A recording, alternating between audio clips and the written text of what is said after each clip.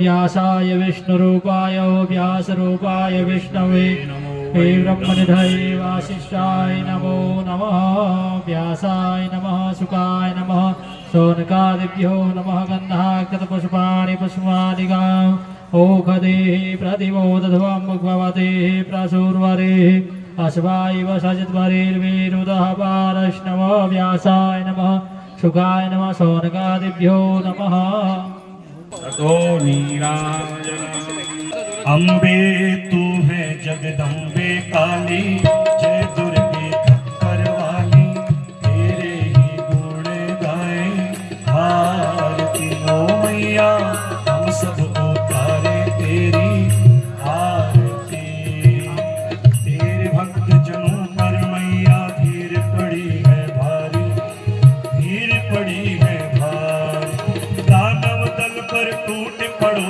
माँ दानव दल पर टूट पड़ो करके सिंह सवारी सौ सौ सिंहों से तू बलशाली अष्ट भुजाओं वाली दुष्टों को पद में संहारती ओ मैया हम सबको तारे तेरी आरती माँ बेटे का है इस जग में बड़ा ही निर्मल नाता बड़ा ही निर्मल नाता पूत कपूत सुने है परना पूत कपूत माता सुने माता सब पे करुणा बरसाने वाली अमृत बरसाने वाली दुखियों में दुखड़े निवारती ओ मैया हम सब उतारे तेरी आरती नहीं मांगते धन और दौलत ना चांदी ना सोना ना चांदी ना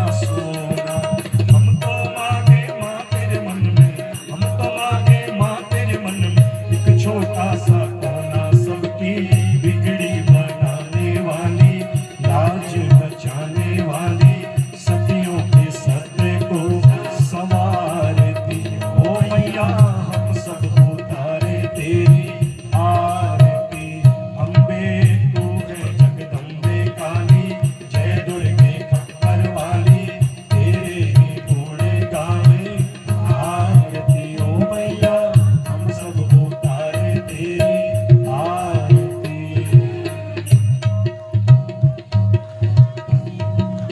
नीराजनाथे चित्तविग्रहं पुष्पदेवतागन्धनमस्ताभ्यामात्माभिवन्दनं पारार्तिकगणमन्त्रपुष्पाञ्जलि फूल लेकर के हाथ जोड़ेंगे ओम नाना सुगंधि पुष्पाणि धागालोद्भवानि च पुष्पाञ्जलिर्मया दत्ता ग्रहण परमेश्वर चरणकमलयो प्रार्थनापूर्वकं मन्त्रपुष्पाञ्जलिं समर्पयामि। एक परिक्रमा कर लेंगे अपने स्थान में। ज्ञानिकानि पापानि जन्मान्तरकृतानि च तानि सर्वाणि नश्यन्तु प्रदक्षिणां पदे पदे बैठ करके प्रणाम कर लेंगे। नमः सर्वनाथाय जगदाधारे तवे साष्टांगोऽयं प्रणामस्ते प्रयत्नेन मया कृता। बोल व्यासजी महाराज की जय हो। बोल सुखदेव भगवान की जय हो। बोल श्रीमद्देवी भागवत महापुराण की जय। बोल पुण्या देवता की जय। बोल ब्राह्मणी मैया की जय हो। नमः पार्वती पतये हर हर हर महादेव। श्रीमन्महागणाधिपतये नमः। श्रीमन्मङ्गल मूर्तये नमः। गजाननं भूतगणाधिसेवितं कपित्थजम्बूफलचारुभक्षणम् उमासुतं शोक विनाशकारकं नमामि विघ्नेश्वर पादपङ्कजं।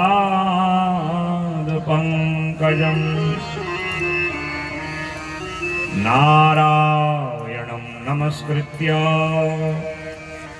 नरं चैव नरोत्तमं देवीं सरस्वतीं व्यासं ततो जयमुदीरये।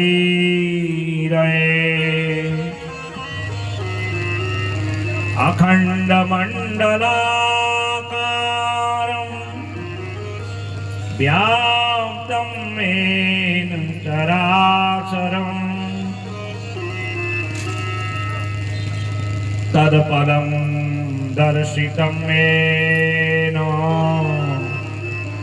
तस्मै श्रीगुरवे नमः। सरस्वती महाभागे विद्ये कमललोचने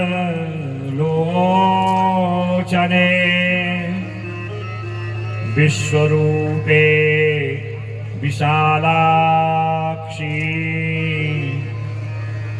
विद्यां देहि नमोस्तुते। सृष्टौ या सर्गरूपा जगतवनविधौ पालिनी या च रौद्री संहारे चापि यस्या जगदिदमखिलं क्रीडनं या पराख्या पश्यन्ति मध्यमाथौ तदनु भगवती वैखरी वर्णरूपा सा स्मरवाचं प्रसन्ना विधिहरिगिरिसाराधिता अलङ्करोतु। विश्वानि देव सवितरदुरितानि पराशुभ यद्वदरं तन्न आशुभ। श्री राधे मेरी स्वामिनी मैं श्री राधे जी को दास जन्म जन्म मोहे दीजियो श्री वृंदावन को वास। जय जय श्री राधा रमण जय जय नवल किशोर जय गोपी चित चोर प्रभु जय जय माखन चोर। बोले आदि शक्ति जगदम्बे मात की जय। भूमिया देवता की जय। श्रीमद्देवी भागवत महापुराण की जय। आइए आज की कथा सत्र में प्रवेश करें। बड़े मनोभाव से देवी आबुद्धारक स्तोत्र का संगीत में पाठ करें। फिर 1-1.5 घंटा जितना माँ की इच्छा होगी शेष देवी भागवत की महात्म्य कथा के रूप में मैं प्रस्तुत करने का प्रयास करूंगा। नमस्ते शरण्ये शिवे सानुकंपे नमस्ते शरण्ये शिवे सानुकंपे नमस्ते जगद्व्यापिके विश्वरूपे नमस्ते जगद्व्यापिके विश्वरूपे नमस्ते जगद्वन्द्य पादारविन्दे नमस्ते जगद्वन्द्य पादारविन्दे नमस्ते जगत् तारिणी त्राहि दुर्गे नमस्ते जगत् तारिणी त्राहि दुर्गे नमस्ते जगत् तारिणी त्राहि दुर्गे नमस्ते जगत् तारिणी त्राहि दुर्गे नमस्ते जगत् चिन्त्यमान स्वरूप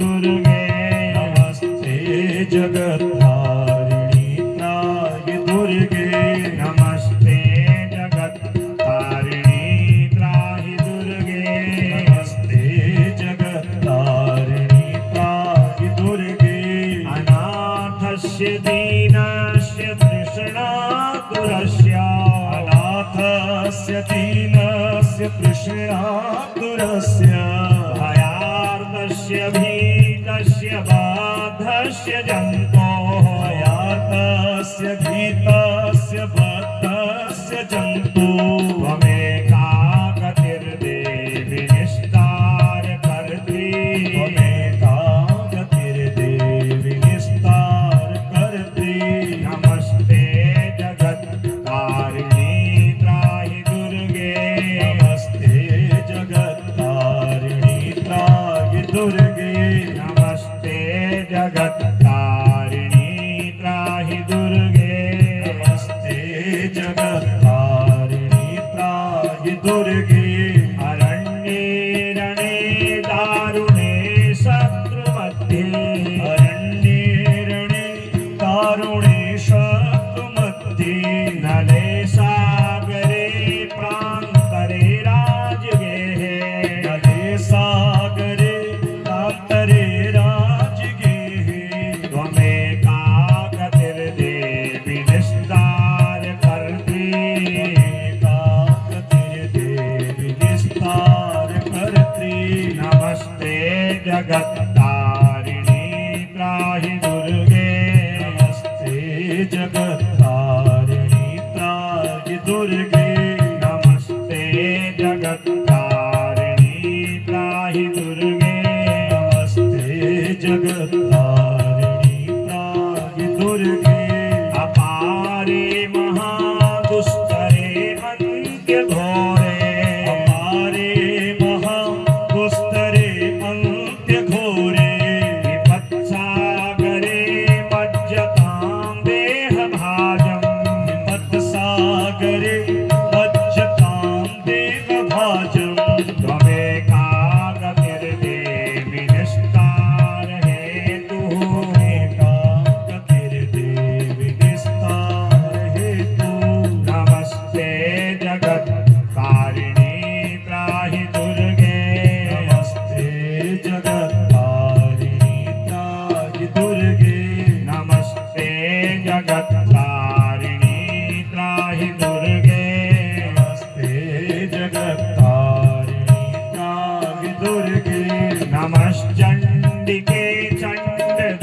चण्डदोर्दण्डलीला नमश्चण्डिके चण्डदोर्दण्डलीला समुद्खण्डिता खण्डिता शेषशत्रोः समुद्खण्डिता खण्डिता शेषशत्रुः त्वमेका गतिर्देवि निस्तारबीजे त्वमेका गतिर्देवि निस्तारबीजे नमस्ते जगत्तारिणी त्राहि दुर्गे नमस्ते जगत्तारिणी त्राहि दुर्गे नमस्ते जगत्तारिणी त्राहि दुर्गे नमस्ते जगत्तारिणी त्राहि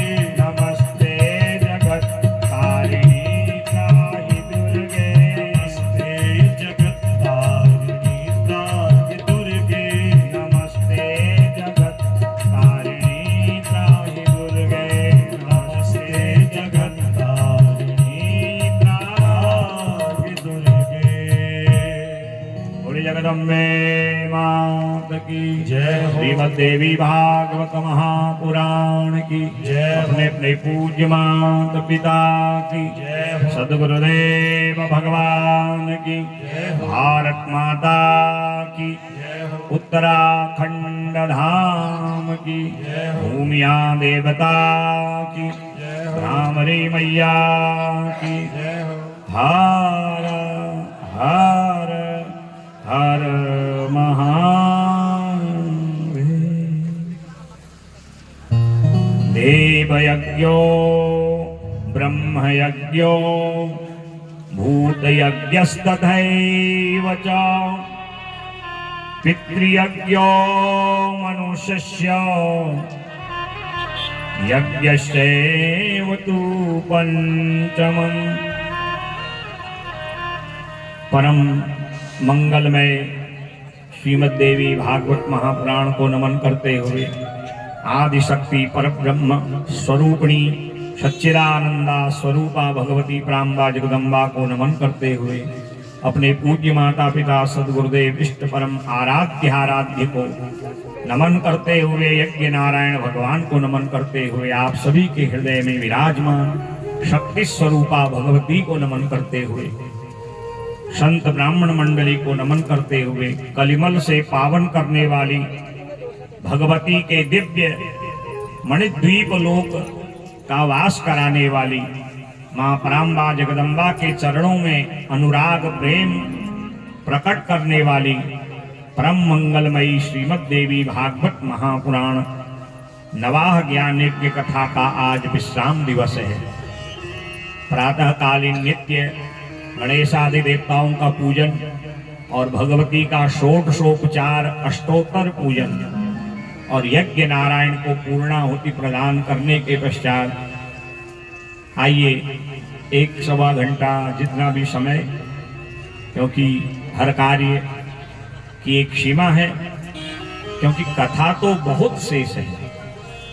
हरि अनंत हरि कथा अनंता कहि सुनहि जेहि सब विधि संता।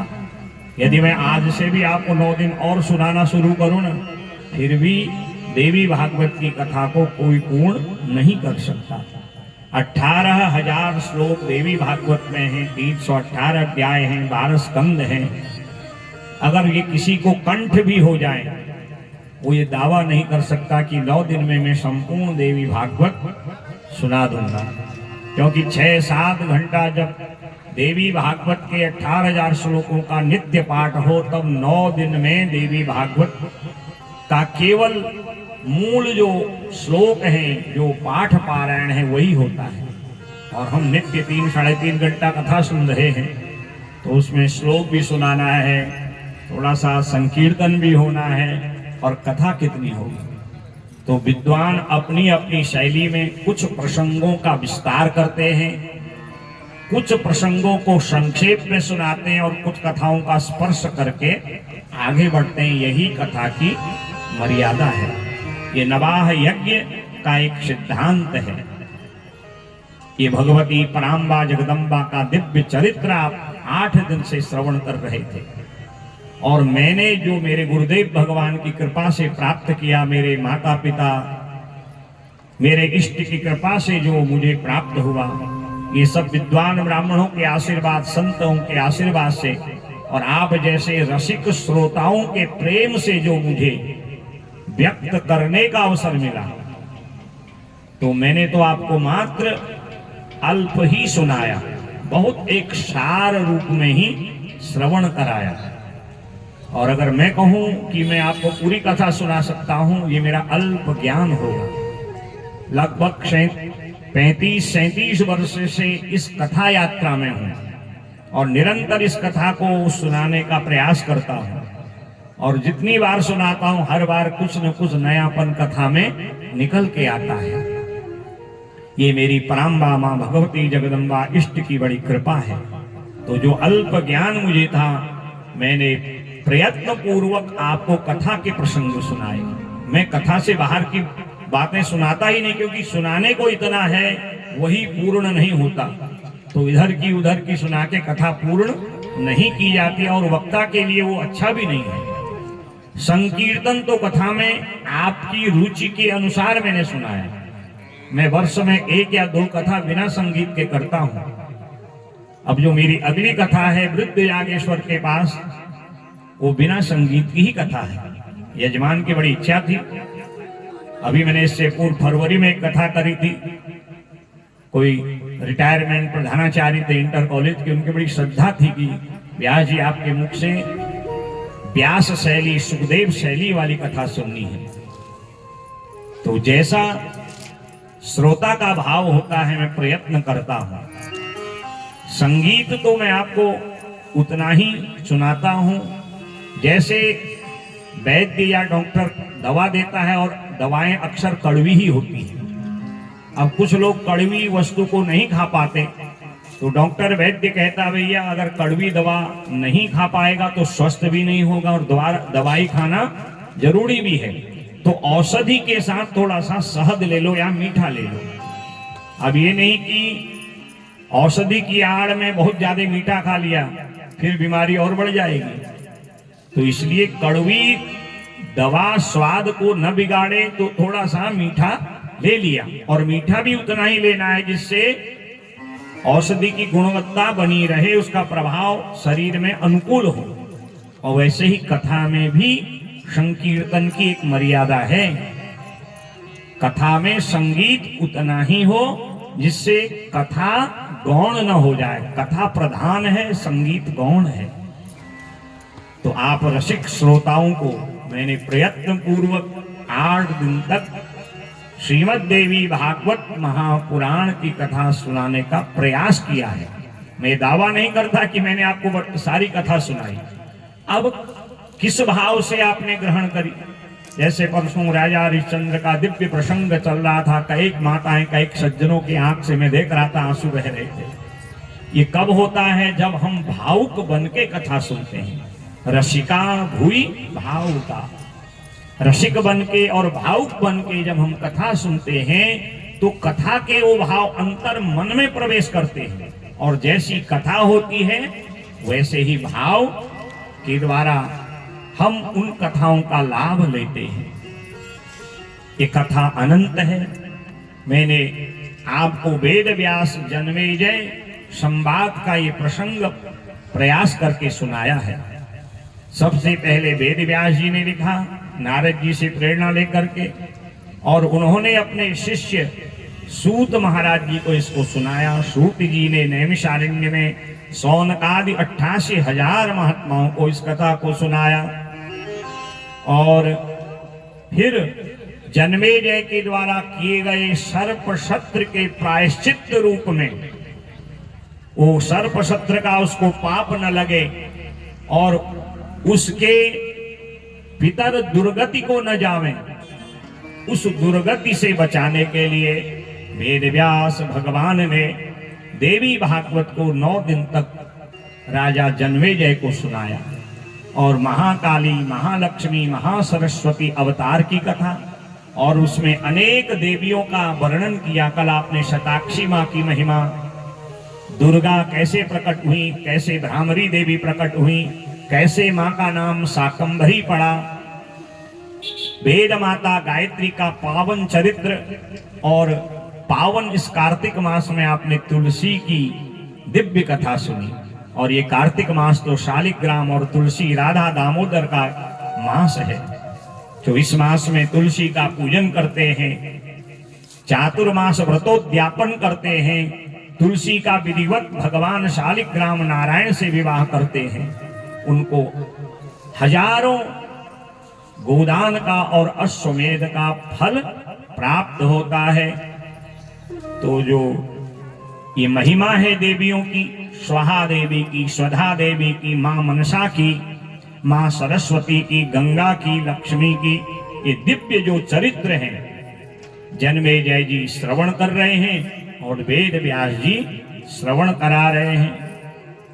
और वेद व्यास जी कहते हैं अरे जन्मेजय, ये जो देवी का पावन चरित्र है ये हृदय में पापों को दूर करने वाला और संसार में सभी प्रकार के ऐश्वर्यों को प्रदान करता है। ऐश्वर्यम यत् प्रसादेनो सौभाग्यारोग्य संपदः शत्रुहानिः सदा मोक्षः स्तूयसे सान किंजनैः। जिस भगवती की कृपा से ऐश्वर्य, धन, पुत्र, संपत्ति, यश, मान, बड़ाई मिलती है, संसार के लोग उसके चरित्र को छोड़ के भोग विलास में क्यों आसक्त होते हैं? और जो संसार के ही कर्मों में लगा रहता है, फिर 84 लाख योनियों में उसको बार बार भटकना पड़ता है। पुनरपि जननम पुनरपि मरणम पुनरपि जननी जठरे शयनम। फिर मां के गर्भवास का दुख, नरकों की यातना, 84 लाख योनि कूकर शूकर आदि बन करके भटकना पड़ता है। और जो देवी के पावन चरित्र को सुन करके जीवन में उसका अनुकरण करते हैं। ये 9 दिन की कथा में कोई न कोई हमारे हित की बात तो अवश्य हुई होगी, और हमारे अंदर सारे गुण भी नहीं होंगे। मैं ही आपको कथा सुना रहा हूं और लगभग 35 वर्ष से कथा ही सुना रहा हूं, तो कुछ न कुछ कमियां तो अपने अंदर भी होंगी ना महाराज। तो उन कमियों को इन कथाओं के द्वारा, इस सत्संग के द्वारा हमें कम करना चाहिए, और कथा के मंडप से हमें अच्छाई ग्रहण करनी चाहिए।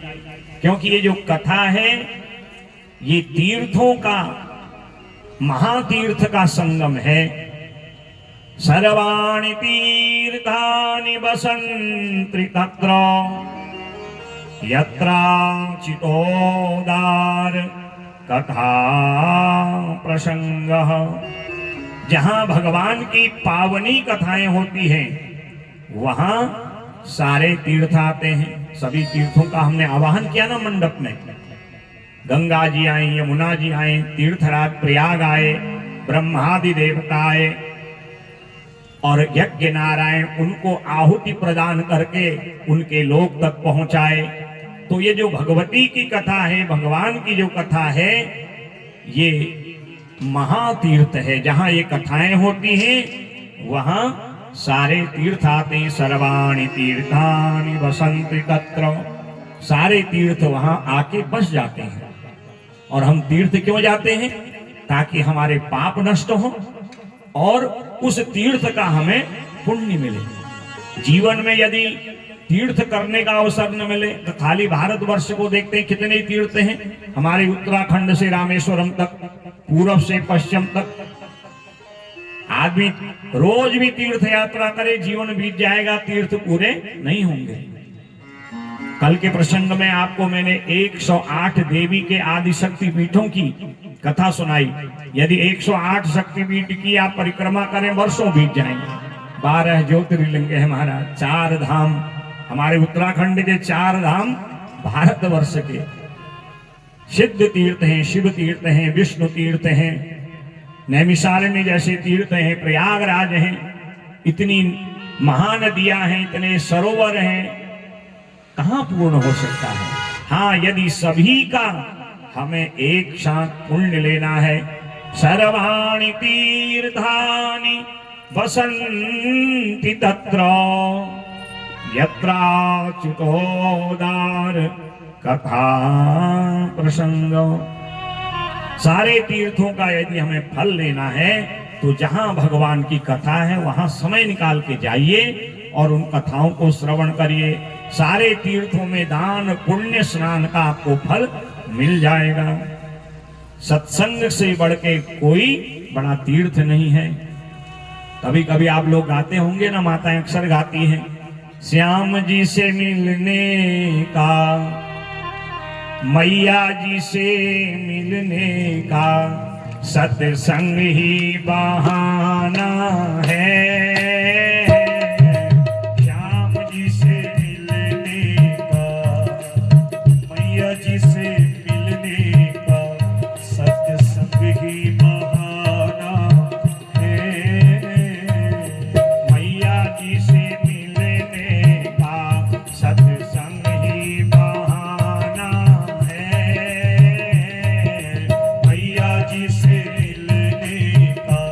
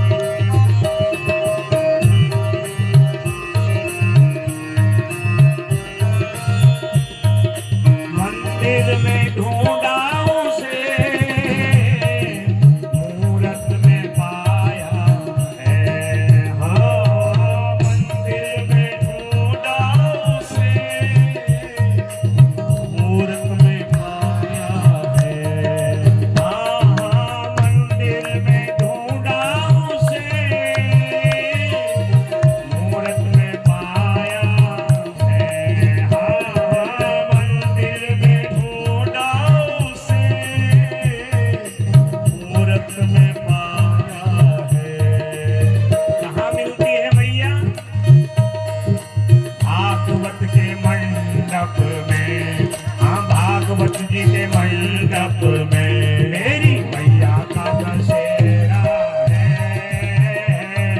भागवत जी के मंडप में मेरी मैया का बसेरा है। ये दुनिया वाले क्या जाने, हाँ ये दुनिया वाले क्या जाने, मेरा रिश्ता पुराना है। ये दुनिया वाले क्या जाने, हाँ मेरा रिश्ता पुराना है। श्याम जी से रहो, श्यामा जी से मेरी मैया जी से मिलने का सत्संग ही बहाना है। मैया जी से मिलने का सत्संग ही बहाना है। ये दुनिया वाले क्या जाने, हाँ ये दुनिया वाले क्या जाने, मेरा रिश्ता पुराना है। ये दुनिया वाले क्या जाने, मेरा रिश्ता पुराना है। मेरा रिश्ता पुराना है, मेरा रिश्ता पुराना है। श्याम जी से मिलने का, श्याम जी से मिलने का, मैया जी से मिलने का, मैया जी से मिलने। बोले साचे दरबार की, जगदम्बे मात की। जो मस्ती आपकी यहाँ है ना, यही मस्ती रोज रहे तो अपने आप जिंदगी में आपकी हस्ती भी बढ़िया हो जाएगी। हम अपने आप को जानते ही नहीं हैं। अभी मैंने कहा था ना, ये दुनिया वाले क्या जाने, मेरा रिश्ता कौन सा पुराना रिश्ता। ईश्वर अंश जीव अविनाशी, चेतन अमल सहज सुख राशि। हम उस सुख राशि, उस भगवती जगदम्बा के अंश से निकले हैं।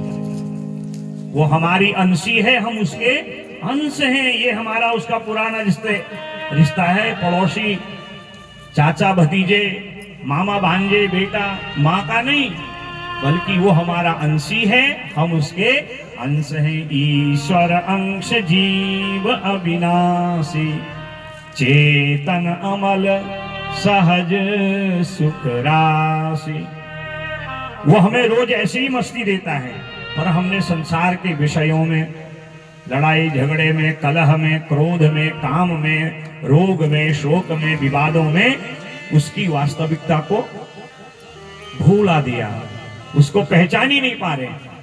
और जब कथा में आते हैं, सत्संग में आते हैं, तो सब दुनिया को भूल जाते हैं, उसको याद करते हैं। उसका कारण है कि जिस पर उसकी कृपा होती है, जहां पर कृपा राम के हो, जब जब हमको उसकी कृपा का अनुभव होगा, हम दुनिया को भूलेंगे, उसके हो जाएंगे। और इसीलिए हमें नित्य सत्संग चाहिए। इसलिए हमें सत्पुरुषों का साथ चाहिए। उनके द्वारा हम संसार के कार्य को करना है या नहीं करना है, उसका ज्ञान रखते हैं। ऐसी ये अलौकिक देवी भागवत की कथा है। इसमें 5 यज्ञों का वर्णन वेद व्यास जी ने जन्मेजय को बताया है। देव यज्ञो, ब्रह्म यज्ञो, भूत यज्ञस्तथैव च, पितृयज्ञो मनुष्यस्य, यज्ञस्यैव तु पंचमम्। आपने इतने दिन जो किया ना, इसको देव यज्ञ कहा जाता है। हमने देवताओं का आवाहन किया, उनको भोग लगाया, उन्हीं की कथा को सुना और उन्हीं को आज हमने आहुति दी। ये पहला यज्ञ है और गृहस्थियों को 5 यज्ञ निरंतर करना चाहिए। ब्रह्म यज्ञ, जो ज्ञान की बातें जैसे सत्संग में हम कथा के रूप में श्रवण करते हैं, इसको ज्ञान यज्ञ कहा जाता है। ब्रह्मविद ज्ञान, इसीलिए हमने इसका नाम क्या लिखा है, नवाह ज्ञान यज्ञ, 9 दिन का यज्ञ। इससे हमें उस पर ब्रह्म का ज्ञान हो रहा है। अर्थात आत्म कल्याण के लिए जो हम श्रवण करते हैं और दुर्गुणों का त्याग करते हैं, उसी का नाम ब्रह्म यज्ञ है।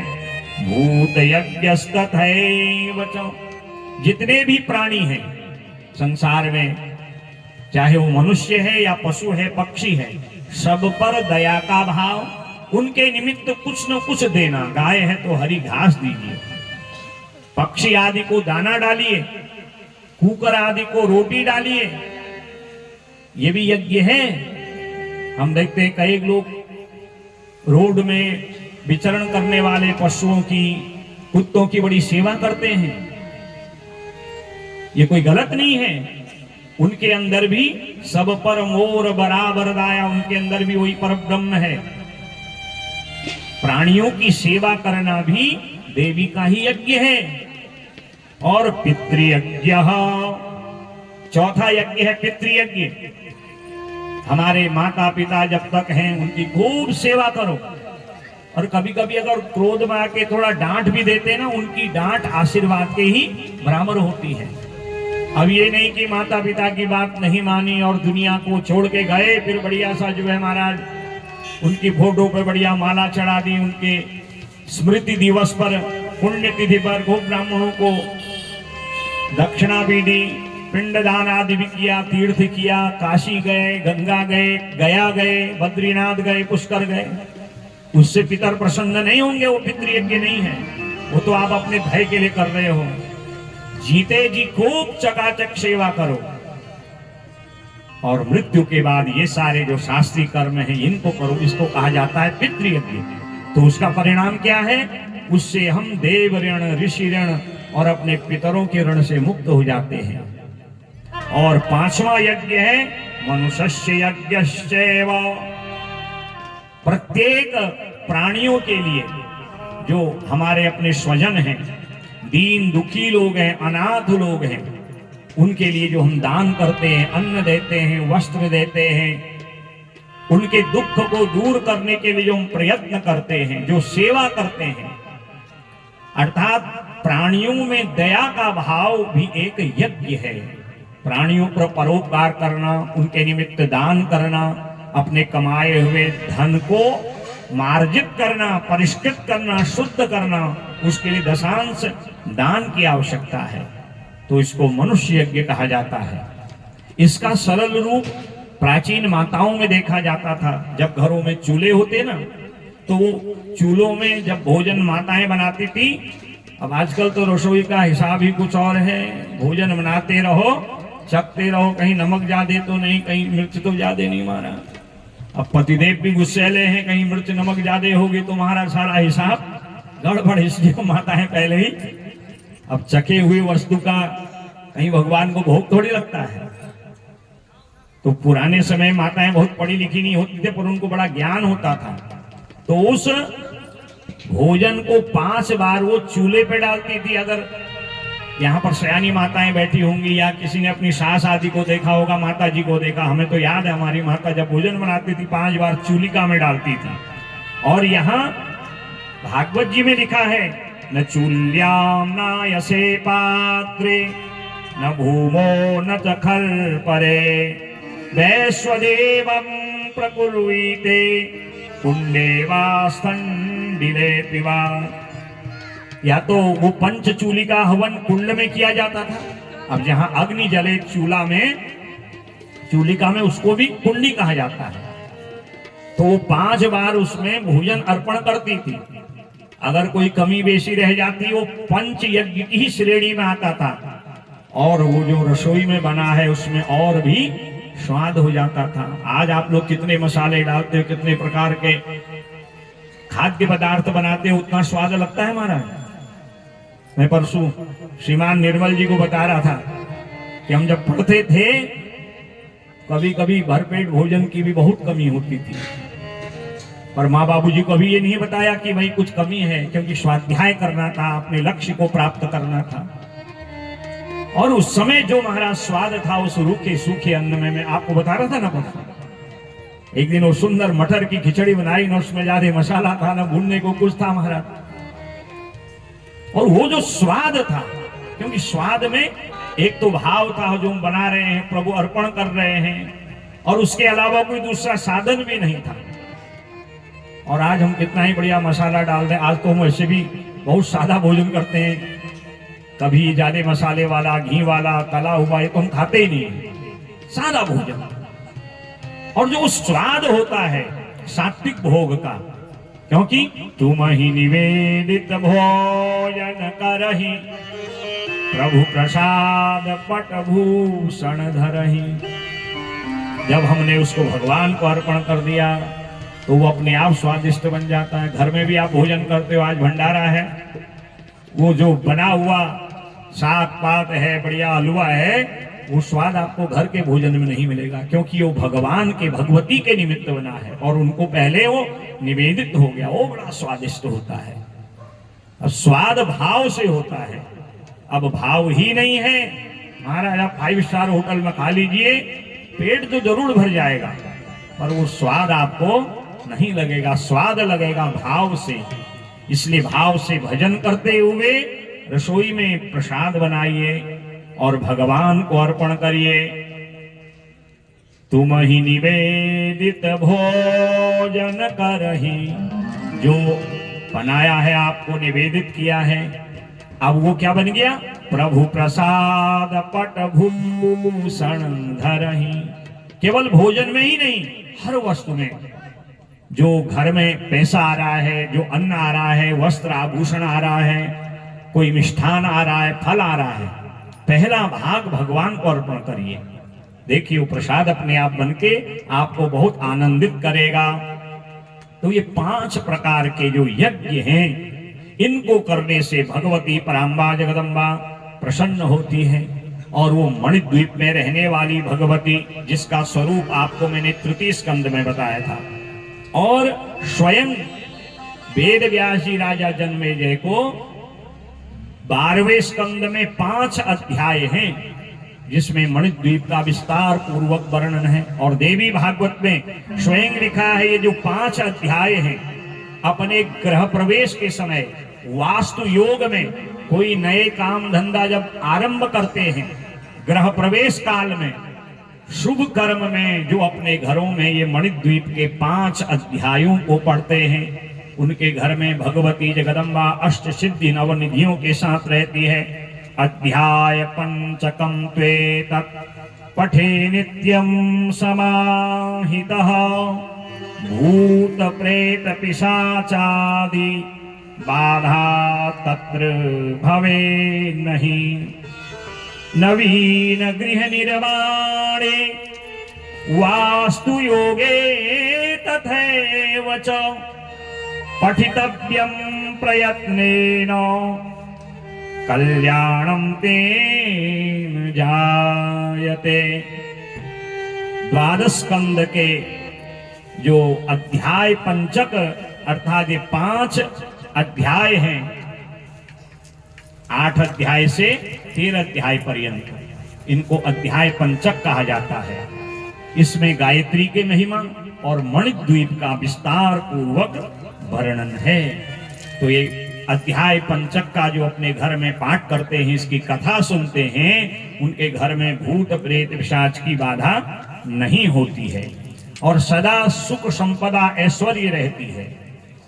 और इसी का आचरण गौतम महात्मा ने किया था।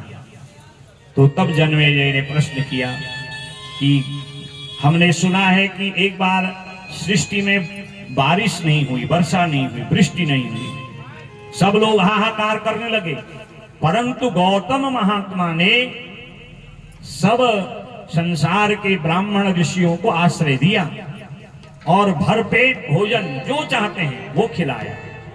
ये किसका प्रभाव था? तो तब वेद व्यास जी कहते हैं, कदाचिद काले तु 10 पंच समान विभो प्राणिनानां कर्मवशतो नववर्षुः शतक्रतुः अनावृष्ट्याति दुर्भिक्ष मभवत्क्षयकारकम् गृहे गृहे शवानां तु संख्या कर्तुम न शक्यते। जब इंद्र ने वर्षों तक 10 पंच समाविभो, महाराज 10-15 वर्षों तक बारिश ही नहीं हुई। अभी 2-3 महीना बारिश नहीं हुई, कैसी स्थिति है? ये नवंबर के महीने भी इतना गर्म हो रहा है, नहीं तो दीपावली के बाद तो महाराज जाड़ा लगता था ना। हमारे पहाड़ में तो कहते थे खतोड़ुए के दिन से, अशोच के एक पैट से जो है रजाई ओढ़ने का समय होता था। इतना समय इस बार जो कि इतनी बारिश हुई, पहले बहुत धूप हुई फिर बारिश हुई, और देखिए 2-3 महीने बारिश न होने में ऐसी स्थिति है। तो बताइए जब 10-15-20 बारिश नहीं हुई होगी तो क्या स्थिति हुई होगी। पृथ्वी पर जब वर्षा नहीं हुई तो घर घर में लोगों की मृत्यु होने लगी। लोग भूख प्यास से तड़पने लगे, बच्चे माँ को पुकारने लगे, बालकम बाल जननीम स्त्रियम पुरुष एव च भक्षितुम चलिता सर्वे क्षुधया पीडिता नराः। ऐसी स्थिति होगी मानो एक दूसरे को लोग खाने लगे। परंतु तपस्वी गौतम महात्मा के आश्रम में खूब जो है अन्न है, धन है, वहां किसी वस्तु की कमी नहीं है। तपो धनो गौतमोस्ति सनः खेदम हरिष्यति। उनके आश्रम में भगवती गायत्री की ऐसी सिद्धि है कि वो इतने बड़े गायत्री के उपासक हैं कि मां गायत्री ने उनको एक पूर्ण पात्र दिया है। प्रातः, मध्याह्न और सायं, और कभी कभी तो अर्धरात्रि में निशीथ संध्या करते थे। अर्धरात्रि में गायत्री का जप करते थे। प्रातर्बाला रक्तवर्णाम मध्याह्ने युवती पराम सायाह्ने कृष्णवर्णां तां वृद्धां नित्यं नमाम्यहम्। प्रातः काल रक्त वर्ण की भगवती गायत्री का स्मरण करते थे जो बाल रूप में है। मध्याह्न में युवती गायत्री का स्मरण करते थे और सायंकाल में कृष्ण वर्ण की वृद्धा गायत्री का जप करते थे। गायत्री के 3 स्वरूप बताए हैं, उनके 5 मुख हैं। दिव्य अपने भक्तों को वरद मुद्रा प्रदान करके उनका कल्याण करती हैं। वरद मुद्रा में गायंतम त्रायते, जो अपने यश गाने वाले, जप करने वाले की रक्षा करे, उसका नाम है गायत्री। इतने अनन्य गायत्री के भक्त हैं। तो एक दिन भगवती जगदम्बा गायत्री प्रकट होगी। बोले गायत्री माता की। सर्वभूतारणे देवी क्षमस्व परमेश्वरी इति स्तुता जगन्माता प्रत्यक्षम दर्शनम ददो। भगवती की दिव्य स्तुति करी 3 रूपों में, बाल, युवा, वृद्धा रूप में भगवती गायत्री प्रकट हो गई। कहा गौतम आपको क्या चाहिए? कहा मां पृथ्वी में बहुत हाहाकार हो रहा है, लोग प्राणों का त्याग कर रहे हैं। जगत कल्याण हेतु आप अन्न धन की प्राप्ति कराएं, क्योंकि जो आपका भजन करते हैं आप उनका रक्षण करते हैं। तो मां गायत्री कहती है देखो ये सब अपने अपने कर्मों का परिणाम है। आप नित्य मेरा भजन करते हो, गायन करते हो, मेरा जप करते हो, इसीलिए मैं आज आप पर प्रसन्न होकर के संसार के कल्याणार्थ तुम्हें एक पूर्ण पात्र देती हूँ। तुम्हारे घर में 1 आए, लाख आए, करोड़ों आए, इस पूर्ण पात्र से उन सब का भरण पोषण हो जाएगा, कोई भूखा नहीं रहेगा। पूर्ण पात्रम ददो तस्मै येन स्यात् सर्वपोषणम्। उवाच मुनिमां वासा यं यं कामं त्वमिच्छसि। जो वस्तु इसमें से चाहोगे वो प्रकट होगी। तस्य पूर्तिकरं पात्रं मया दत्तं भविष्यति।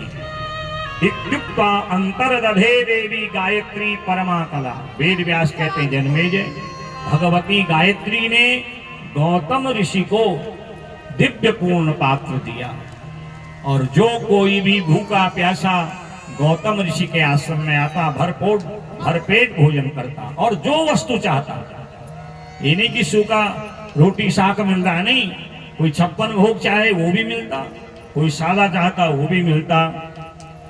और आश्रम में किसी वस्तु की कमी नहीं, अन्न धन आभूषण कोई वस्तु कमी नहीं है, किसी वस्तु की कमी नहीं है।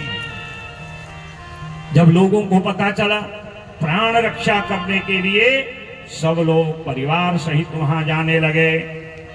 और जब गौतम ने देखा कि सब लोग ये सब गायत्री माँ के प्रभाव से मेरे आश्रम में आ रहे हैं, अपने आप को धन्य मान रहे हैं, ये सब अतिथि हैं।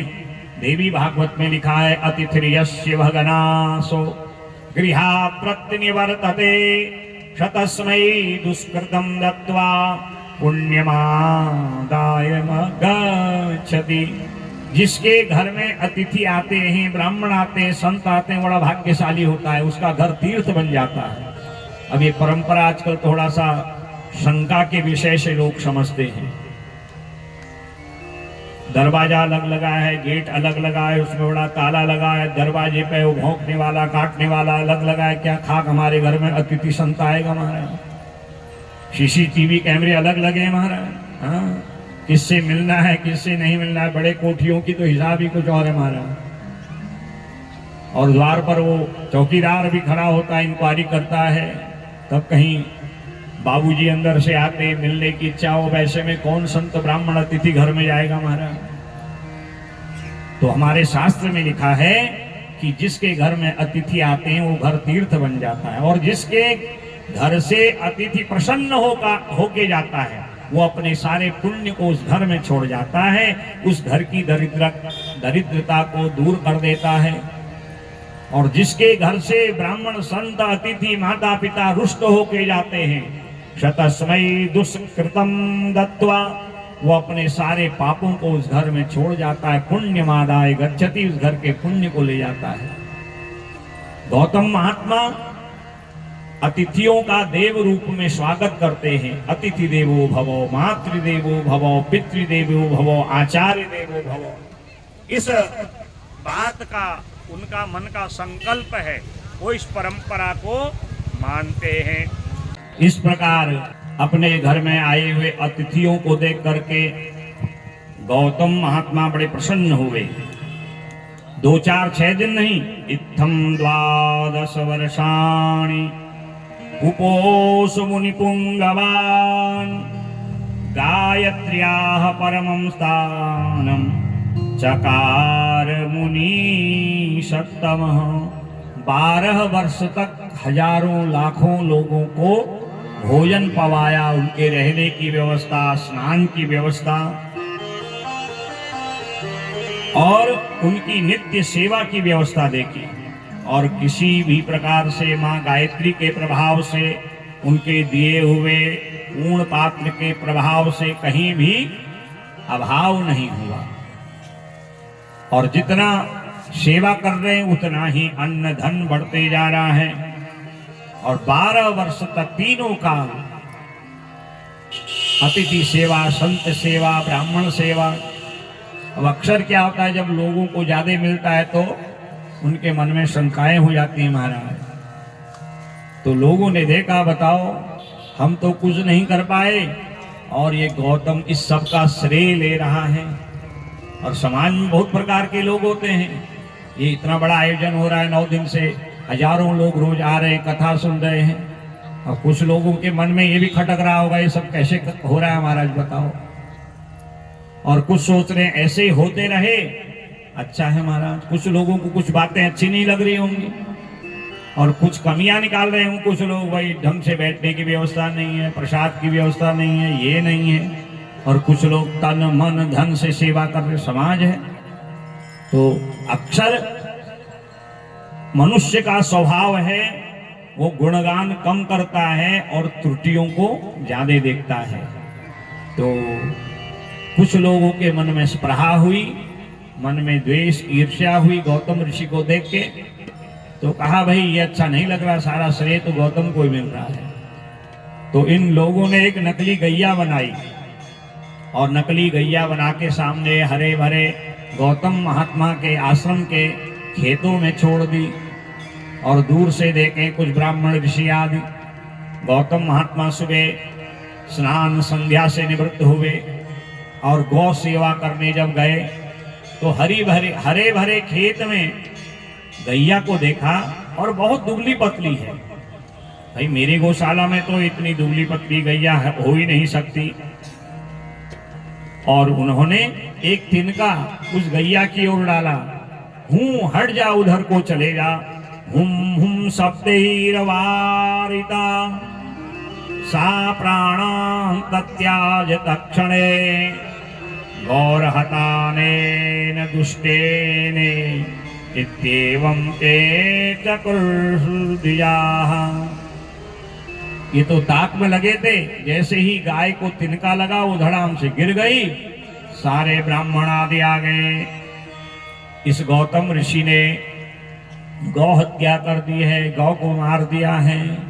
गौतम महात्मा ने कहा भाई मैंने गाय नहीं मारी, मैं यहाँ बैठा हूँ, तिनका वहां लगा भी नहीं लगा। और इतनी दुबली पतली गैया तो मेरी गौशाला में हो ही नहीं सकती। ये तो हरे भरे खेत में चल रही थी, इसलिए थोड़ा मैंने हाँका और मुंह शब्द कहा। नहीं, जब तुमने कहा तभी इसकी मृत्यु हुई है। और तुम गौ हत्या के पाप से आज पापी बन गए हो। अब इस आश्रम में तुम्हारे रहने का अधिकार नहीं है। गौतम ऋषि कितनी याचना करते रहे, निर्दोष अपने को साबित करते रहे, पर ये मानने को तैयार नहीं है। तो गौतम ऋषि ने ध्यान किया मां गायत्री का कि मां मैंने तो कोई अपना ऐसा अपराध आज तक जीवन में किया नहीं, और गौ हत्या कौन करेगा, वो तो बहुत बड़ा पाप है। तो इस पाप से आप हमें निवृत्त करो, निष्पाप करो। मां गायत्री का जो है ध्यान किया। कृतं सर्वं द्विजेर इदिति ज्ञात्वा तदेव सः। जब देवी का ध्यान किया तो मां ने कहा ये सब किया कराया इन ब्राह्मण ऋषियों का है, जो तेरे श्रेय से, तेरे यश से, तेरे सम्मान से, तेरे तप से चिढ़ रहे हैं। उनके मन में स्पृहा हो गई, हम जो नहीं कर पाए ये गौतम ने कैसे कर दिया। यदि तू चाहता है मैं इनको अभी दंड दे दूंगी। गौतम ऋषि कहते मां नहीं, इनको दंड नहीं देना है, क्योंकि ब्राह्मण ऋषि को दंड देने का अधिकार किसी को नहीं। और मेरे कारण इनको दंड मिले तो मेरे पे लोग ऐसे ही कलंक लगा देंगे, इसलिए मैं ही इनको दंड देता हूं। और दंड मारने पीटने का नहीं, मैं आज इन सबको श्रापित करता हूं।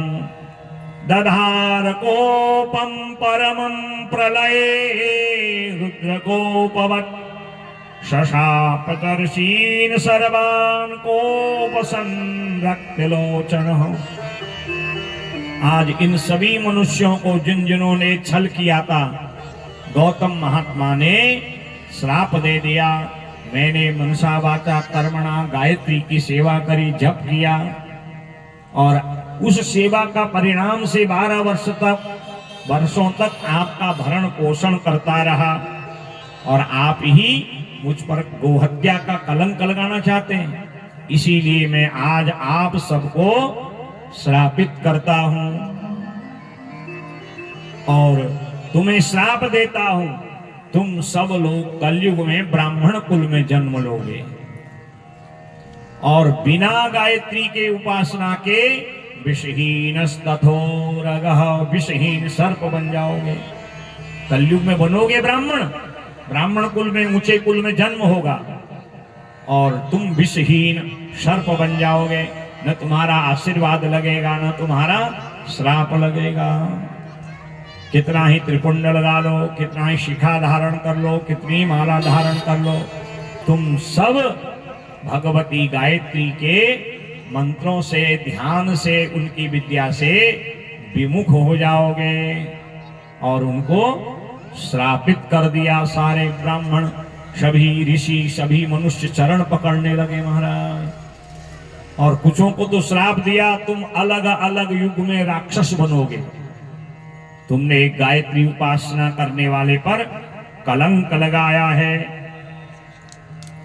जब सब लोगों ने हाथ जोड़ा, प्रार्थना करी, करुणा पूर्ण हृदयो मुनिस्तान समुवाच, और तब आज महात्मा गौतम को दया आई।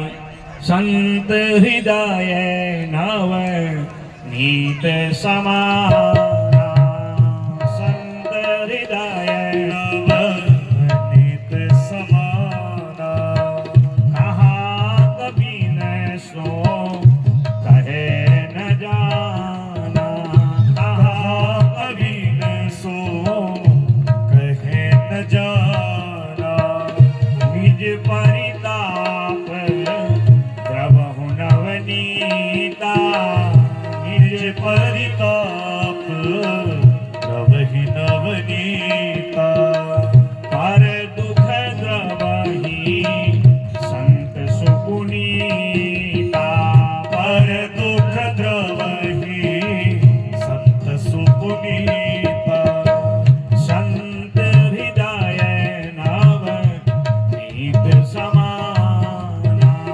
संत हृदय नव नीत समाना। जितना क्रोध था सब लोगों के, ऋषियों के, ब्राह्मण के, देवताओं के निवेदन पर गौतम ऋषि शीतल हो गए, नवनीत बन गए, मक्खन बन गए। कहा देखो मैंने तुम्हें श्राप तो दे दिया है, तुम कुछ युगों में राक्षस बनोगे और कुछ कलयुग में ब्राह्मणों के घर में जन्म लोगे, तो तुम सब लोग बिना वेद मंत्र के, बिना गायत्री के विषहीन सर्प के समान हो जाओगे। जब दया आई तो कहा देखो मैंने श्राप तो दिया है, हाँ जब तुम गायत्री का जप करोगे, गायत्री का ध्यान करोगे, गायत्री का कवच पढ़ोगे, गायत्री हृदय का पाठ करोगे, गायत्री सहस्त्र नाम का पाठ करोगे, तो तुम्हारा ये पाप धीरे धीरे कम हो जाएगा। मैंने कल निवेदन किया, पुरुषों को गायत्री का जप करना चाहिए, माताओं को गायत्री की महिमा सुननी चाहिए, माताओं को गायत्री मंत्र नहीं बोलना चाहिए। अब आपसे कोई कहता है तो उससे पूछे कहाँ लिखा है कि गायत्री स्त्रियों को जपनी चाहिए। आज को मैं भी आपसे ज्यादा जोर से नहीं कह सकता, कई लोग बड़े अकड़ में कहते हैं महाराज क्या तुम्ही को थोड़ी अधिकार है। अब मैं तो आपको वेद पुराण की बात कर रहा हूँ, जो लिखा है वो सुना रहा हूँ। अब किसी को क्या करना है, क्या कहना है, उसका अपना स्वतंत्र अधिकार है, स्वतंत्र भारत के नागरिक हैं। पर ये नियम है कि स्त्रियों को, और जिसका यज्ञोपवीत नहीं हुआ है उसको गायत्री मंत्र कभी उच्चारण नहीं करना। और गायत्री मंत्र कोई माइक में बोलने वाला मंत्र नहीं है, वो होता तो मैं आपको रोज गायत्री मंत्र जोर से बोलता। गायत्री मंत्र जिसका यज्ञोपवीत हुआ है और जो यज्ञोपवीत धारण करता है उसी को जपना चाहिए। और माताओं को और जिनका यज्ञोपवीत नहीं हुआ उनको गायत्री की महिमा सुनना चाहिए, तो उनको कलयुग का दोष नहीं लगेगा, उनको गौतम ऋषि का श्राप नहीं लगेगा। अब ये मत सोचिएगा कि जो पूजा पाठ करने वाले ब्राह्मण हैं वही गायत्री जपें, वो ब्राह्मण भी आजकल कम गायत्री जप रहे हैं। हाँ, हमारे वहां तो लिखा है जो ब्राह्मण हो करके धूम्रपान करता है, वो कुछ खाते हैं लोग, पट पट करते हैं कुछ लोग, वो तंबाकू खाने वाले, बार बार थूकने वाले, धूम्रपान करने वाले, मदिरा तो छोड़िए, ऐसे ब्राह्मण को कभी दक्षिणा भी नहीं देना चाहिए।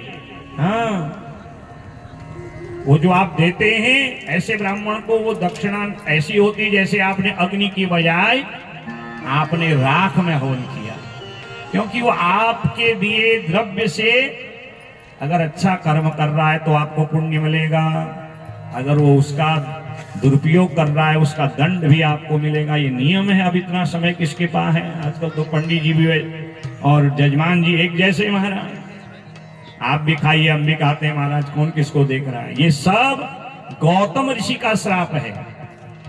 ये नहीं कि पूजा पाठ करने वाला ही ब्राह्मण नहीं, ब्राह्मण कुल में जिसका जन्म हुआ है और जिसका यज्ञोपवीत हो चुका है, वो किसी भी वर्ण का हो, यदि वो गायत्री मंत्र नहीं जपेगा प्रातः सायं, तो उसको गौतम ऋषि का श्राप लगेगा। घर में सब कुछ होते हुए भी बरकत नहीं होगी और वो सदा दीनहीन दुखी ही रहेगा।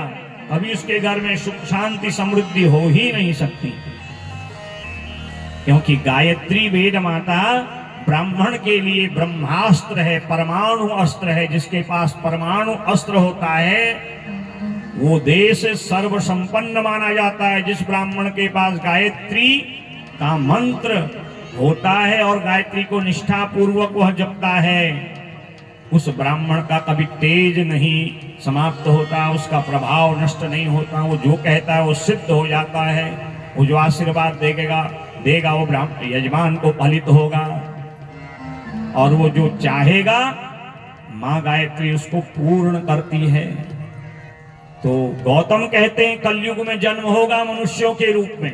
अगर गायत्री नहीं जपोगे तो तुम विषहीन सर्प की भांति हो जाओगे, और इसलिए तुम गायत्री की नित्य उपासना करना। मच्छापस्य विमोक्षार्थम युष्माकं स्याद दोषणा तर्हि सेव्यम सदा सर्वैर गायत्री पद पंकजम। यदि मेरे साप से मुक्त होना चाहते हो, गौतम महात्मा कहते हैं, तो नित्य गायत्री का जप करना। हाँ, क्यों जोशी जी? अब ये नहीं कि रिटायरमेंट हो गया है और बढ़िया है और ज्यादा जप करना चाहिए, क्योंकि भगवान ने इतना बढ़िया दिया है कि 9 दिन का यज्ञ आप लोगों ने करा दिया। ये सारी व्यवस्था घर में करते तो कितना अस्त व्यस्त के साथ ये सब करना पड़ता। यहाँ तो सब व्यवस्था बनी है, और ये सारे यज्ञ का पुण्य आप यजमानों को वैसे ही मिलेगा जो घर में करने से मिलेगा। पर शर्त है यहाँ करने के बाद कुछ जीवन में परिवर्तन होना चाहिए। कभी कभी तो ऐसा होता है जब व्यक्ति नौकरी करता है, काम धंधा करता है, उसको उतना समय नहीं मिल पाता, सरकारी काम काज में आदमी व्यस्त होता है। अब रिटायरमेंट हो गया, क्या करना, भजन ही तो करना है। खूब भजन चकाचक करो, खूब गायत्री का जप करो। 4, 6, 10 लोगों में भी इस कथा से अंतर आ जाएगा। तो अगर मैं हिसाब लगाऊं 9-10 दिन में कम से कम 80-90 हजार लोगों ने तो कथा सुनी ली होगी ना। 10-15 हजार तब भी लोगों ने सुन ली होगी कथा, चाहे यहां बैठ के सुनी या ये सब आजकल चल रहा है चैनल यूट्यूब, उसके माध्यम से भी लोग सुन रहे हैं। तो ये सब तब सफल होगा जब हम इस देवी भागवत के द्वारा अपने जीवन में थोड़ा सा दुर्गुण छोड़ेंगे और कोई सद्गुण यहाँ से ले जाएंगे। तभी हम गौतम ऋषि के श्राप से मुक्त होंगे। ऐसी यह जो वेद माता गायत्री है, जो अपने जापकों की रक्षा करती है। वेद व्यास कहते राजा जन्मेजय जो विधि पूर्वक गायत्री जप करते हैं, गायत्री मंत्र अनुष्ठान का जप करते हैं 3 बार, कम से कम प्रातः सायं 2 बार तो गायत्री जो जप करते हैं, वो कलयुग के पाप से निष्पाप हो जाते हैं। उनका घर मणिद्वीप बन जाता है। 5 अध्यायों में मणिद्वीप का दिव्य वर्णन दिया है। माँ गायत्री, माँ जगदम्बा मणिद्वीप की भांति उनके घर को बना देती है। ये परम देवी भागवत का जो श्रवण करते हैं, उनके समस्त संकल्पों को भगवती पूर्ण करती है। यम यम चिंतयते कामम तम तम प्राप्नोति निश्चितम। उनके समस्त संकल्प पूर्ण होते हैं। अब राजन तुझे क्या सुनना है? आज जन्मेजय गदगद हो गए, दंडवत प्रणाम कर दिया। सिद्धोस्मी नुगृहीतोस्मी। आज आपने मुझे पवित्र कर दिया है गायत्री माँ के चरित्र सुना करके, देवी भागवत की दिव्य ये कथा सुना करके। और मुझे अब ये लग रहा है कि मेरे द्वारा जो पाप हो गया था सर्पशत्र यज्ञ का, इस यज्ञ के द्वारा आपने उसका निस्तारण कर दिया है, मुझे निष्पाप कर दिया है। यज्ञ की पूर्णाहुति हो ही रही थी और उसी समय वीणा बजाते हुए नारद जी प्रकट हो गए। बोले नारद जी महाराज की। और जैसे ही नारद जी आए, आसनाद उपचाराश्रय पूजयामास भूमिपः कृत्वा तु कुशल प्रश्नम प्रपच्छागमन कारणम। नारद जी आए, उनका पूजन किया और कहा, वैसे संत ब्राह्मणों से कभी ये नहीं कहा जाता आप मेरे घर में क्यों आए हो, परंतु संत ब्राह्मण बिना कारण के किसी के घर में जाते भी नहीं हैं।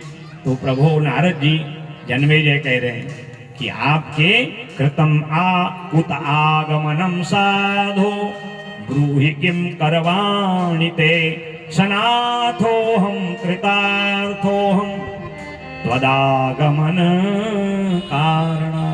आज मैं सनाथ हो गया हूँ। पूज्य गुरुदेव वेद व्यास जी के वचन मेरे लिए फलित हो गए। इन्होंने कहा था तू इस देवी भागवत के द्वारा जो चाहेगा वो होगा, और मैं यही चाहता था। मैं निष्पाप हूँ और मेरे पिता सदगति को प्राप्त हो।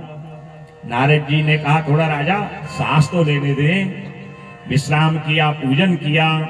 तो आज नारद जी स्वयं कहते हैं, मैं जब बीड़ा बजाते हुए स्वर्गादि लोकों से भ्रमण करके पृथ्वी लोक की ओर आ रहा था, तो मैंने देखा कि मणिद्वीप की ओर एक विमान जा रहा है। देवियां उसमें सुंदर देवी के गीत गा रहे हैं। सिद्ध साधक गंधर्व किन्नर सुंदर देवी का यश गायन कर रहे हैं। और उसमें एक पालकी है, उनके कंधों पे एक पालकी है, डोली, और उसमें तेरे पिता दिव्य वस्त्र अलंकार धारण करते हुए दिव्य देवी के लोग मणिद्वीप की ओर जा रहे थे। मैं आज तुझे इसी बात को बताने आया हूं कि तूने क्या ऐसा कर्म किया। पिता ते दुर्गतिम प्राप्तो निज कर्म विपर्यया विमान बारमारुह्य मणिद्वीपम गतो भवत्।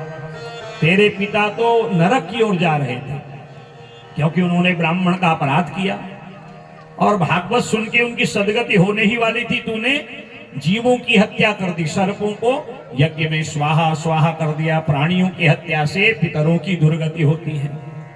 तो तूने कौन ऐसा कर्म किया कि आज तेरे पिता को मैं मणिद्वीप की ओर जाते हुए देख के आया हूं। अम्बामख फलेनापि पिता ते सुगतिम गतः धन्योऽसि कृत्योऽसि जीवतम सफलम तव। जन्मेजय कहता है, ये वेद व्यास जी की कृपा है।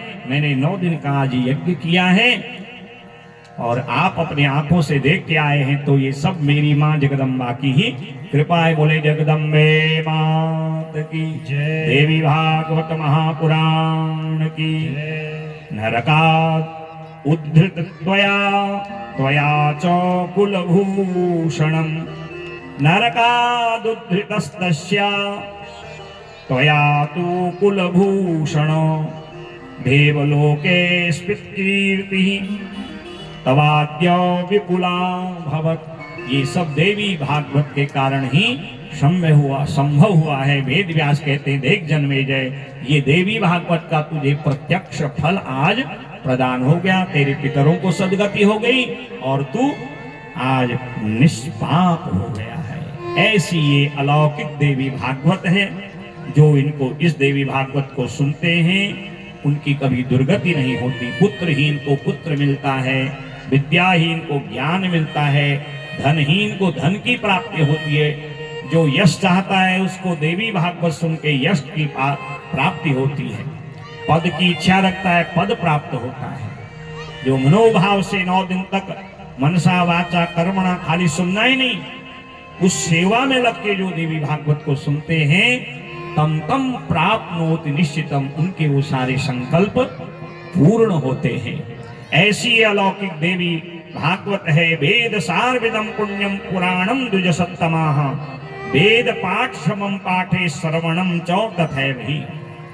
4 वेदों के पाठ सुनने का जो मंत्र सुनने का फल है, 9 दिन तक देवी भागवत कोई विद्वान ब्राह्मण के मुखारबिंद से श्रवण कर ले, उसको 4 वेदों को सुनने का, पारायण करने का फल प्राप्त हो जाता है।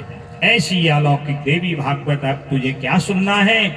और आज जन्मेजय ने गुरुदेव भगवान को दंडवत प्रणाम किया, देवी भागवत जी का पूजन किया, वेद व्यास भगवान का पूजन कर, नीराजन कर, दिव्य अलंकार, वस्त्र, आभूषण जो भी राजा के पास है वो देवी की प्रीति हेतु प्रदान किया। तो श्रोताओ, ऐसी ये अलौकिक देवी भागवत है। सुनाने को भी बहुत शेष है, पर समय की एक सीमा है, क्योंकि आगे के भी कार्य होने हैं। कुछ पुरस्कार वितरण का कार्यक्रम है, फिर व्यास पूजन, पुस्तक पूजन, आरती, फिर भंडारा होगा, फिर ये जो ताम धाम फैला रखा है इसको समेटना भी है कार्यकर्ताओं ने। तो ऐसी जो अलौकिक देवी भागवत आप सब लोगों ने श्रवण करी, तो इस देवी भागवत के माध्यम से हमें कुछ न कुछ तो ग्रहण करना चाहिए, और देवी से हमें प्रार्थना करनी चाहिए कि आपके चरणों में हमारी जो लगी भक्ति है, वो भक्ति को आप बनाए रखना, और नित्य ऐसी ही मस्ती और भाव में माँ से प्रार्थना करना। मैया मेरी लागी लगन मत तोड़ना, मैया मेरी लागी लगन मत तोड़ना। कौन कौन चाहता है कि मेरी ये लगन मैया के चरणों में लगी रहे? अगर सोचते हो तो मीठी मीठी ताली और भाव से गाइए। ये 9 ही दिन की नहीं, जीवन पर्यंत आपके चरणों में मेरी लगन लगी रहे, मेरे लिए रोज नवरात्र रहे, रोज आपका मैं पूजन करूं, ध्यान करूं, मेरा गृहस्थ सुखमय रहे, मेरा जीवन आनंदमय रहे, जब तक रहूं भजन करते रहूं और इस दुनिया से जाऊं आपका ही नाम गाके जाऊं।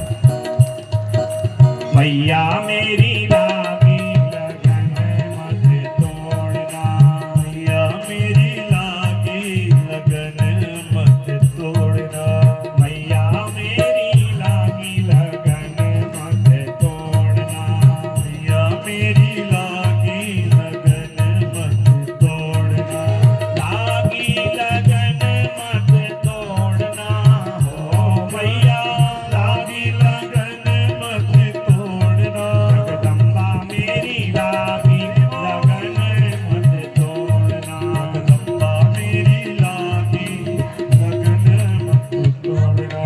श्री राधे।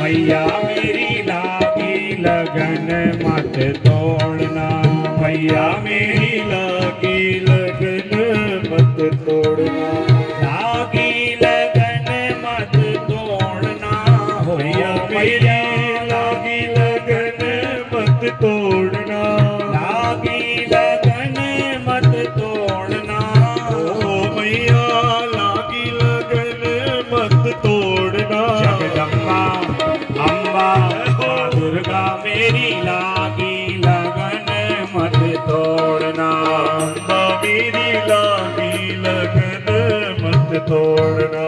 श्री राधे।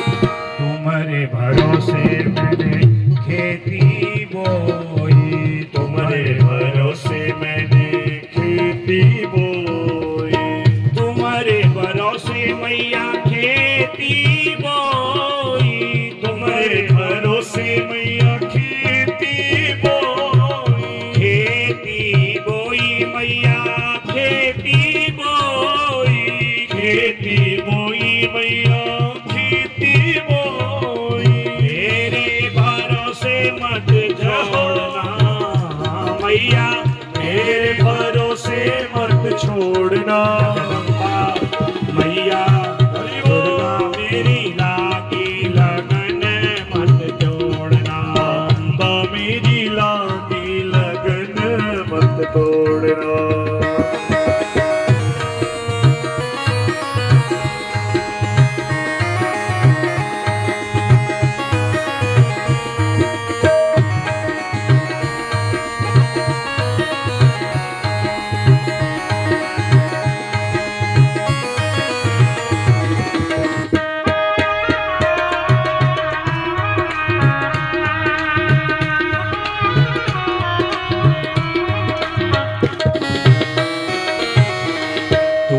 मेरी सेठ हो, तुम ही साहूकार हो, तुम ही मेरी सेठ हो, तुम ही साहूकार हो, तुम ही मैया सेठ हो, तुम ही साहूकार हो, तुम ही मेरी सेठ हो, तुम ही साहूकार हो, तुम ही साहूकार हो, तुम ही साहूकार हो। ब्याजों पे जहो ब्याजों पे ब्याज मत जोड़ना मेरी मैया, ब्याज पे ब्याज मत जोड़ना, जगदम्बा अम्बा दुर्गा मेरी लागी लगन मत तोड़ना। अम्बा मेरी लागी लगन मत तोड़ना। हरि बोल। दोनों हाथ एक स्वर में ताली।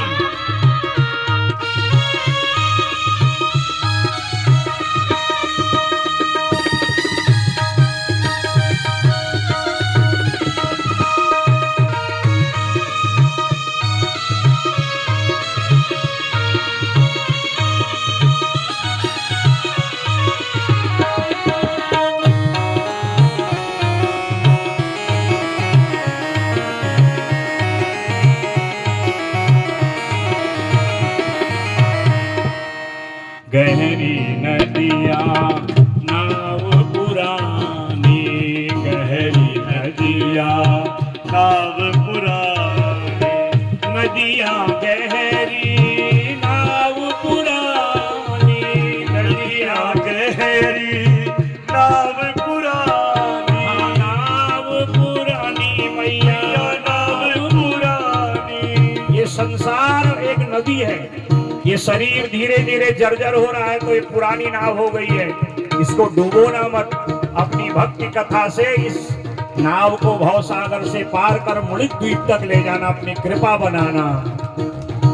नदिया गहरी नाव पुरानी, नदिया गहरी नाव पुरानी, गहरी नदिया नाव पुरानी, गहरी नदिया नाव पुरानी, नाव पुरानी मैया, नाव पुरानी। बीच भंवर मत छोड़ना प्यारी मैया, बीच भंवर मत छोड़ना मैया जगदम्बा दुर्गा मेरी लागी लगन मत तोड़, जगदम्बा मेरी लागी, जगदम्बा मेरी। बताओ पीछे वाले, जगदम्बा मेरी माँ अम्बा मेरी लागी लगन मत तोड़ना, जगदम्बा मेरी लागी लगन मत तोड़ना, लागी लगन मत तोड़ना, ओ मैया लागी लगन मत तोड़ना। जगदम्बा मैया अम्बे मेरी लागी लगन मत तोड़ना। सब गाइए। लगन मत तोड़ना, अम्बे मेरी लागी लगन मत तोड़ना, जगदम्बे मेरी लागी लगन मत तोड़ना, लागी लगन मत तोड़ना, लागी लगन मत तोड़ना। बोले जगदम्बे मात की जय हो। हर हर हर महादेव। ऐसी ये अलौकिक भगवती की भक्ति है। उसी भक्ति की आपके जो ये 9 दिन तक मस्ती बनी है, जीवन भर बनी रहे। ये नहीं कि अभी हलवा पूरी खाया, प्रसाद खाया भंडारे का और फिर यही कथा को मंडप में छोड़ गए, नहीं। थोड़ा सा ऐसा ही भक्ति भाव मन में बना रहना चाहिए। और ऐसी अलौकिक देवी भागवत है, जिस भाव से जो सुनता है उसके संकल्प। मेधां मे वरुणो ददातु मेधामग्निः प्रजापतिः मेधांश्च वायुश्च मेधां दाता ददातु मे स्वाहा। ॐ पूर्णावद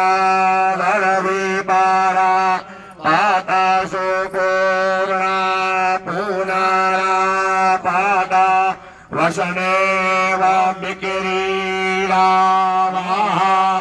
ईकामूर्जघोषातकरतो स्वाहा।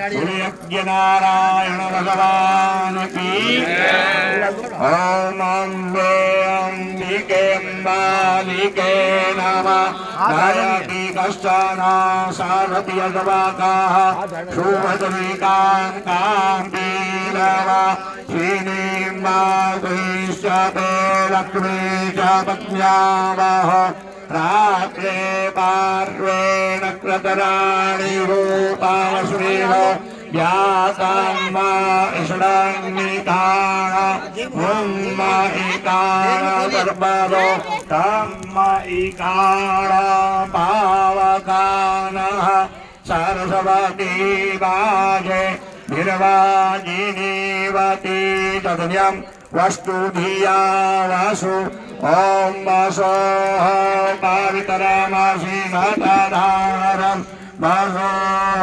पावित्रमसि सहस्रधारम् देवता सविता पुनदुर्वसोः पवित्रेण शतधारेण शुभ्वा कामवृक्षः स्वाहा।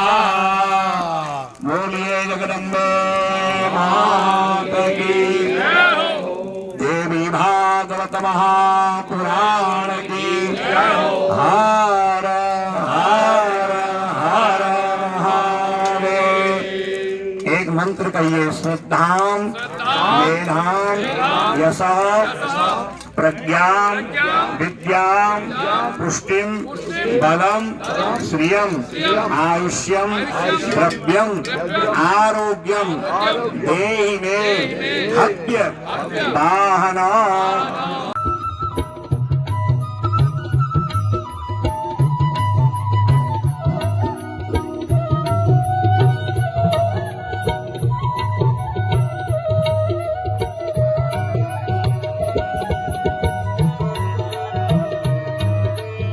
माखन ब्रिज में एक चुरावे, एक बेर बिलनी के खावे।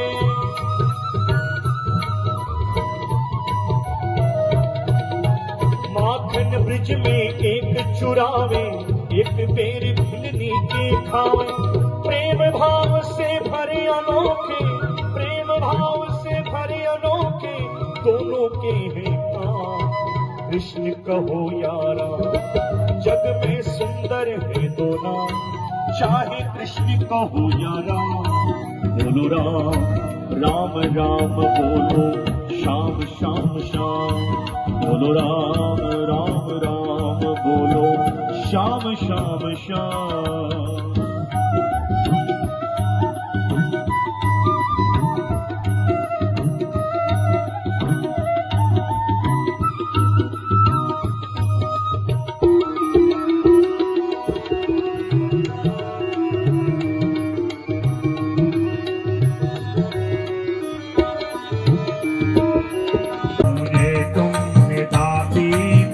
कुछ दिया है मुझे तुमने दाते, बहुत कुछ दिया है। तेरा शुक्रिया है, तेरा शुक्रिया, तेरा शुक्रिया है, तेरा शुक्रिया, तेरा शुक्रिया है, तेरा शुक्रिया है, तेरा शुक्रिया है, तेरा शुक्रिया।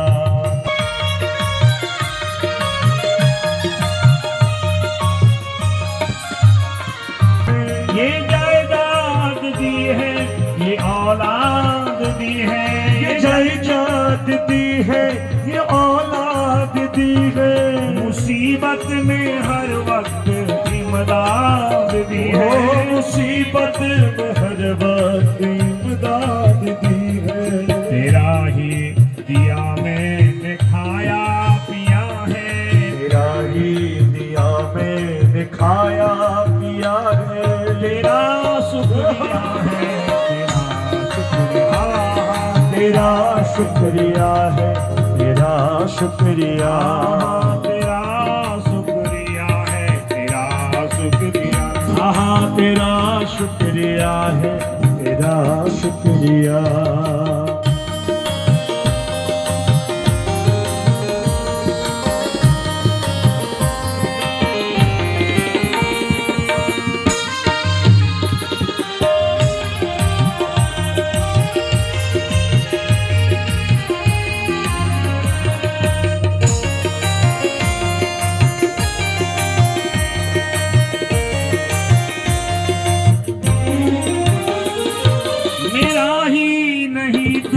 सभी की है दाती, मेरी ही नहीं तू सभी की है दाती, मेरी ही नहीं तू सभी की है दाती, मेरी ही नहीं तू सभी की है दाती। सभी को सभी कुछ है देती दिलाती, सभी को सभी कुछ है देती दिलाती। जो खाली था दामन वो तूने भरा है, जो खाली था दामन वो तूने भरा है। तेरा शुक्रिया है तेरा शुक्रिया, हाँ तेरा शुक्रिया है तेरा शुक्रिया, हाँ तेरा शुक्रिया है तेरा शुक्रिया है, तेरा शुक्रिया है तेरा शुक्रिया।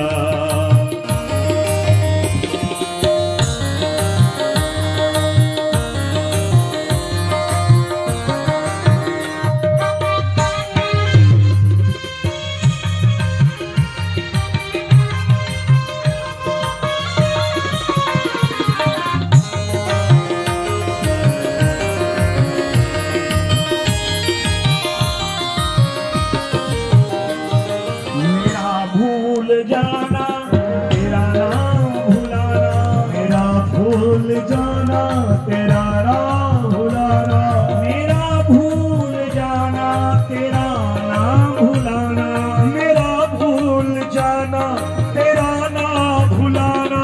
तेरी रहमतों का कहाँ है ठिकाना, तेरी रहमतों का कहाँ है ठिकाना। तेरी इस कृपा ने तो पागल किया है, तेरी इस कृपा ने तो पागल किया है। तेरा शुक्रिया है तेरा शुक्रिया, हाँ हाँ तेरा शुक्रिया है तेरा शुक्रिया, हाँ तेरा शुक्रिया है तेरा शुक्रिया, हाँ तेरा शुक्रिया है तेरा शुक्रिया।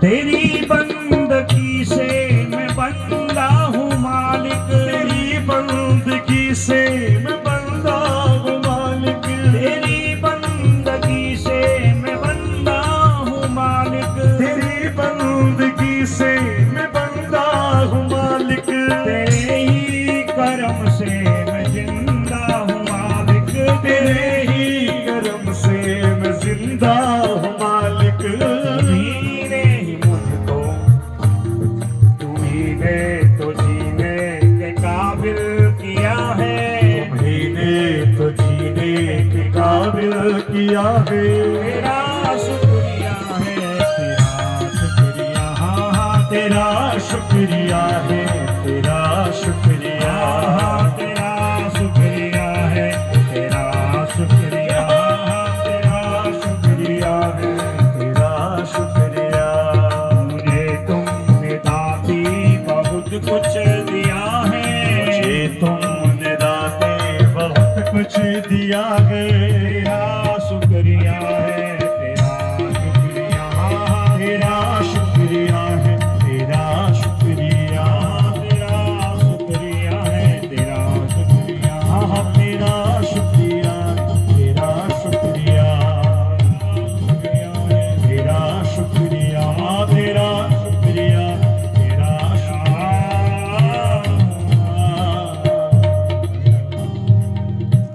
बोले करुणामयी मैया जय जय जय